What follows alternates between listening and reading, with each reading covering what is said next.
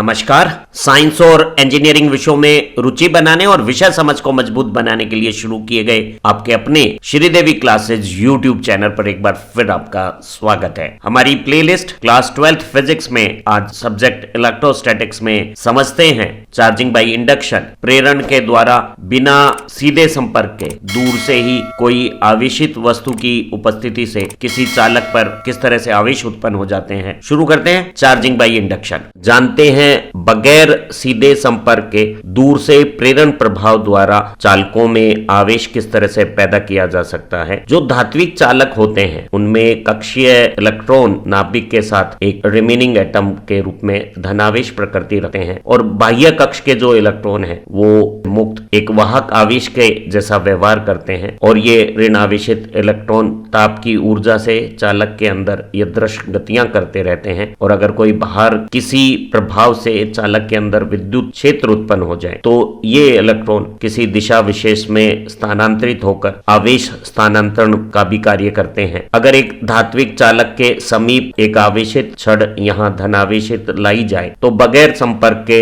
एक समीप स्थिति पर इस धनावेशित छड़ से जो विद्युत प्रभाव उत्पन्न होंगे उन प्रभावों से इस धात्विक चालक के मुक्त इलेक्ट्रॉन धात्विक सतह पर विपरीत प्रकृति के आवेश के समीप आकर्षित होकर इकट्ठे हो जाएंगे और इलेक्ट्रॉनों के इस स्थानांतरण से चालक के दूसरे हिस्से में इलेक्ट्रॉनों की कमी से धनावेश उत्पन्न हो जाएगा। इस तरह से समीप में रखे हुए किसी आवेश की उपस्थिति से धात्विक चालक में आवेशों का उत्पन्न हो जाना प्रेरण प्रभाव का आवेशन कहलाता है। एक धात्विक चालक में प्रेरण प्रभावों से आवेशों की उत्पत्ति एक अस्थायी घटना है और किसी धात्विक चालक में इस तरह का प्रेरित आवेश तब तक ही रहेगा जब तक उसके समीप कोई दूसरी आवेशित छड़ रखी हुई हो। अगर हम इस आवेशित छड़ को हटा लेंगे तो ये जो मुक्त इलेक्ट्रॉनों के स्थानांतरण से धात्विक चालक में आवेश उत्पन्न हुए हैं वो एक दूसरे को निरावेशित कर देंगे। इस तरह से प्रेरण से बिना सीधे वैद्युत संपर्क के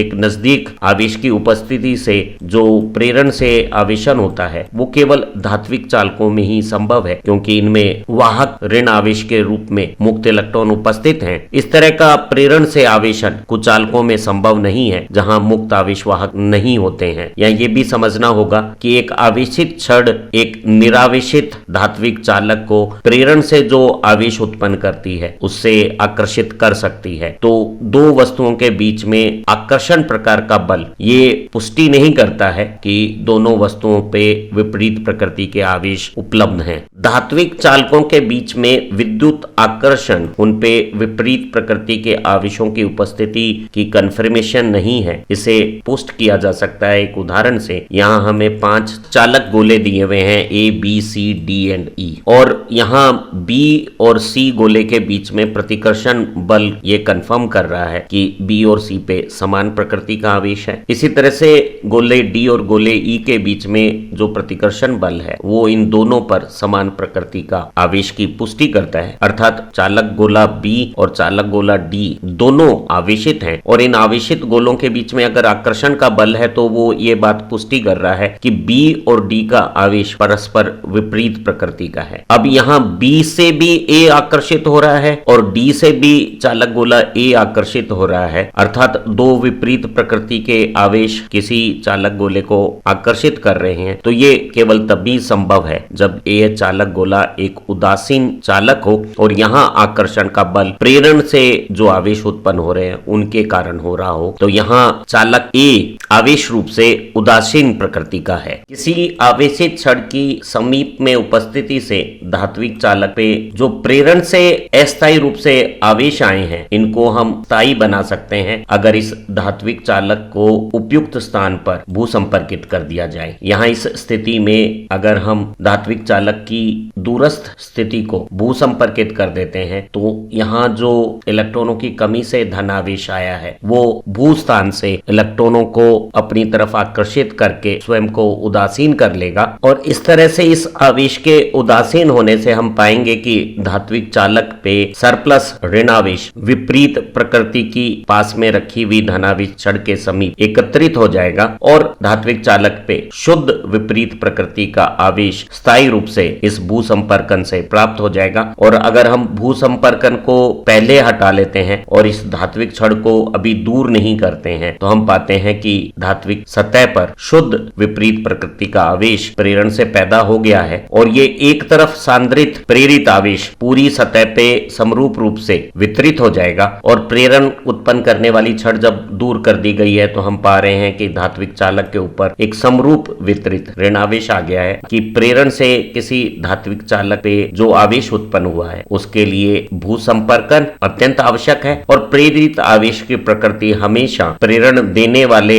आवेश से विपरीत प्रकृति की होगी। किसी धात्विक चालक सतह पर प्रेरण से आवेश की उत्पत्ति को एक चरणबद्ध प्रक्रिया के तहत समझाया जा सकता है और इसमें दो अहम आवश्यकताएं किसी आवेशित स्रोत की समीप में उपस्थिति और उपयुक्त जगह पे भू संपर्कन जरूरी है। हमने एक चालक गोले को एक कुचालक आधार पर टिकाया हुआ है और जब इसके समीप एक धनावेशित छड़ लाई जाती है तो गोले बी के मुक्त इलेक्ट्रॉन धनावेश से आकर्षित होकर समीपवर्ती सतह स्थितियों पर इकट्ठे हो जाते हैं और इलेक्ट्रॉनों की शिफ्ट से जो ऋणावेश में कमी आई है वो दूसरी सतह की स्थिति पे धनावेश की उत्पत्ति कर देता है। अब अगर इस दूरस्थ स्थान को भू संपर्कित कर दिया जाता है तो जमीन से प्राप्त इलेक्ट्रॉनों की मदद से ये जो धनावेश आधिक्य था वो उदासीन हो जाता है और दूसरी सतह पर इलेक्ट्रॉनों का जो प्रेरण से आधिक्य बना है उसका ऋणावेश इसलिए बना रहेगा क्योंकि समीप में जो धनावेशित छड़ है उसका प्रेरण प्रभाव यहाँ असरकारी है। अगर हम भू संपर्कन को पहले हटा लेते हैं और इस चालक छड़ को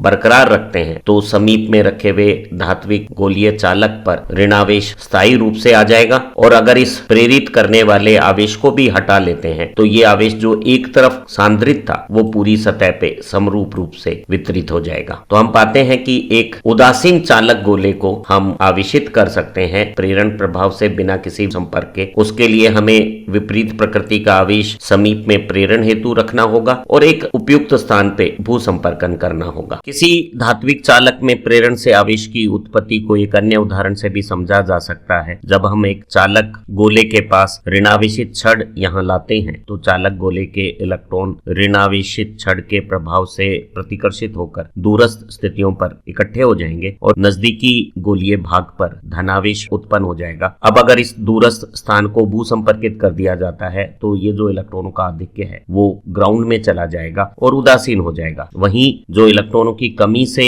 धनावेश उत्पन्न हुआ है वो इस नजदीकी आवेशित छड़ की उपस्थिति के कारण सतह पर टिका रहेगा और अगर हम भू संपर्क को पहले हटा लेते हैं तो हम पाते हैं कि इस चालक गोले पे प्रेरण प्रभाव से विपरीत प्रकृति का आवेश उत्पन्न हो गया है और अगर इस प्रेरक छड़ को भी अगर हम हटा लेते हैं तो ये धनावेश जो एक तरफ केंद्रित था वो पूरी सतह पे समरूप रूप से वितरित हो जाएगा। किसी धात्विक चालक पर बिना भू संपर्क के भी हम विद्युत आवेश की उत्पत्ति प्रेरण प्रभाव से कर सकते हैं। इसे समझते हैं। हमारे पास दो चालक गोलीय सतह हैं जिन्हें कुचालक आधार पे हमने टिकाया हुआ है और एक दूसरे से ये विद्युत संपर्क में है और धातुओं के बीच में इस तरह के विद्युत संपर्क से मुक्त इलेक्ट्रॉन एक से दूसरे में आ जा सकते हैं। अब अगर हम एक धनावेशित चालक छड़ ए को इन गोलों के पास रखते हैं तो विपरीत प्रकृति के इलेक्ट्रॉन आकर्षित होकर चालक गोले बी की इस सतह पर जो प्रेरण करने वाली छड़ के नजदीक है वहां केंद्रित हो जाएंगे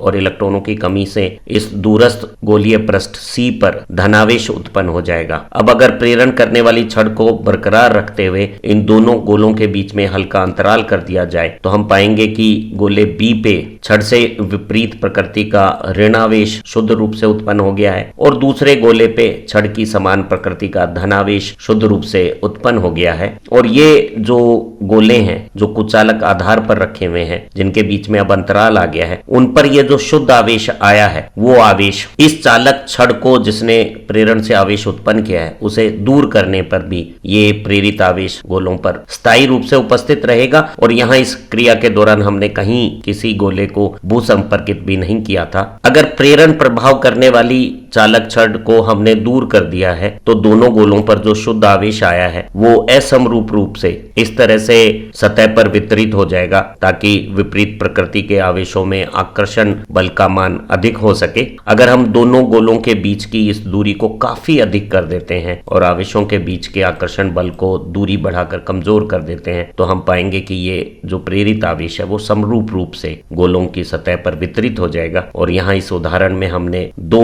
आपस में संपर्क में रहने वाले गोलों पर विपरीत प्रकृति के आवेश इलेक्ट्रॉनों के स्थानांतरण से प्रेरण प्रभाव द्वारा उत्पन्न कर लिए हैं और इस क्रिया के लिए हमने कोई भू संपर्क का भी सहारा नहीं लिया था। धात्विक सतहों पर हवा में घर्षण और रगड़ से भी इलेक्ट्रॉनों के स्थानांतरण से स्थैतिक आवेश की उत्पत्ति हो सकती है। वो सभी वाहन जो अत्यधिक ज्वलनशील पदार्थों के परिवहन में इस्तेमाल किए जाते हैं उनकी धात्विक बॉडी को एक धात्विक चैन, छड़ या पट्टी से भू संपर्कित किया हुआ होता है। ये इसलिए किया जाता है गति के दौरान वाहन से जो हवा का घर्षण होगा वो वाहन की धात्विक सतह पर आवेशों की उत्पत्ति कर सकता है और ऐसे आवेश कोई स्पार्क को उत्पन्न करके अग्नि और विस्फोट की स्थितियां बना सकते हैं। अतः सुरक्षा के लिए ज्वलनशील पदार्थों का परिवहन करने वाले वाहनों के साथ एक चैन या रोड इस तरह से लगाई होती है कि उनकी धात्विक सतह लगातार भू संपर्कित रहे और घर्षण से जो भी आवेश वाहन की सतह पर उत्पन्न हो रहे हों वो भू संपर्क से